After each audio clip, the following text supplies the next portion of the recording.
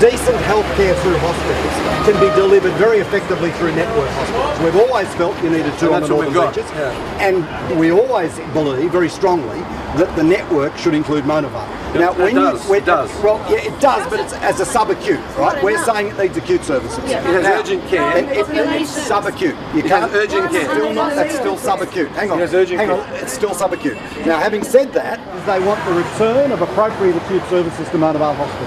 Right. Now, they're optional.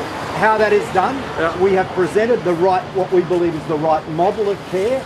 We've presented that to Northern City Health and also to the Opposition Spokesman on Health, and that model of care is aligned to the Sunshine Coast model, where they built the new hospital in the centre called the Sunshine Coast University. Yeah, I know the hospital. And then the equivalent to Mona Vale is Nambour, where what they did was they turned Nambour into left acute services there, but had the focus on age, which is what the government's policy has been, to put a focus on age with what's in Mona Vale. Yeah, and we support all the things that are going in there. However, what they also did was they retained acute services, they retained surgery, they do orthopaedic surgery there and a range of other surgery there.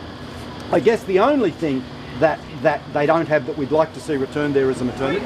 We're quite happy if it's done through the redevelopment of the existing building, or renovation of the existing building, or a redevelopment of a new building. We're open to that. We're having discussions, and we'll continue to have discussions with Deb Wilcox and her team about what we consider the right service mix. We're not saying it needed to stay at level 4, was a level 4. We believe level 3 is an appropriate level. Some services may be level 2, some may be level 4, but generally a level 3.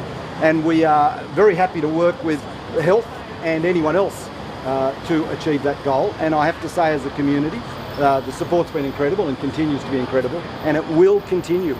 This community will just keep fighting this.